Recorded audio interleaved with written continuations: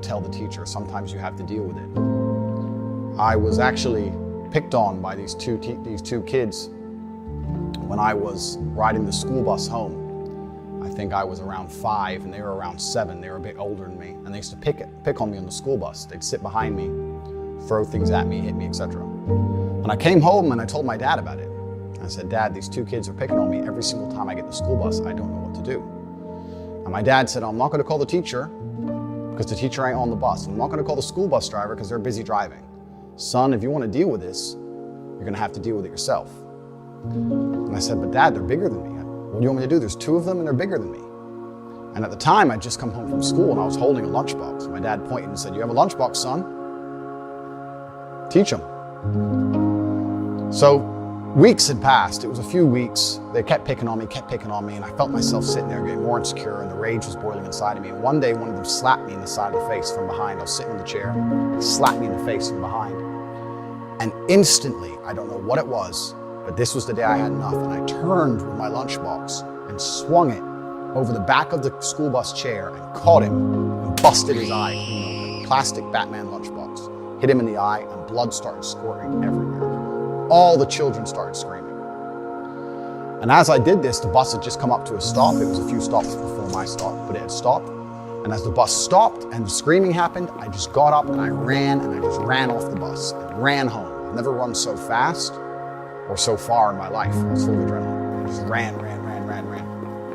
When I got home, I had blood on my clothes, and my dad looked at me. He said, what happened? And I said, that kid, I won't say his name. I said his name at the time. I said, that kid, he hit me in the face, and I had enough of getting hit in the face.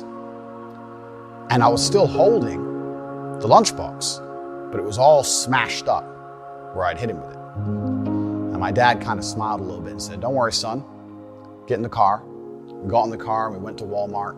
We walked up and down the aisle, and he looked and picked up another lunchbox, an exact replica of the same blue Batman lunchbox, gave it to me and said, I'll buy you as many of these as you need. And that was the last we spoke of it. Funnily enough, I never saw that kid again. I don't know if he changed schools. I don't know what his parents did, but I never saw that child again. So even from a very, very young age, I was taught that going to authority and crying and hoping someone else is going to fix your problems is not the way a man should conduct himself. When I left Chicago, I moved to Luton, England, which was multiple times voted the worst town in England. It's a high crime rate. It's a very bad area. My mother and father broke up, so I was in a single mother household. And now I'm a person of color in a single mother household. I'm also the only American at the time in Luton. And I had, again, repeat problems in school. I was picked on for being the only American. I was picked on for not knowing things I should have known because I hadn't been through the English educational system. I'd been through the American educational system. And I had trouble in school again, but I stuck up for myself. Fortunately, nothing got violent at any point. When people made fun of me, I stood up and said, listen, don't make fun of me. I'm from a different place and I talk differently.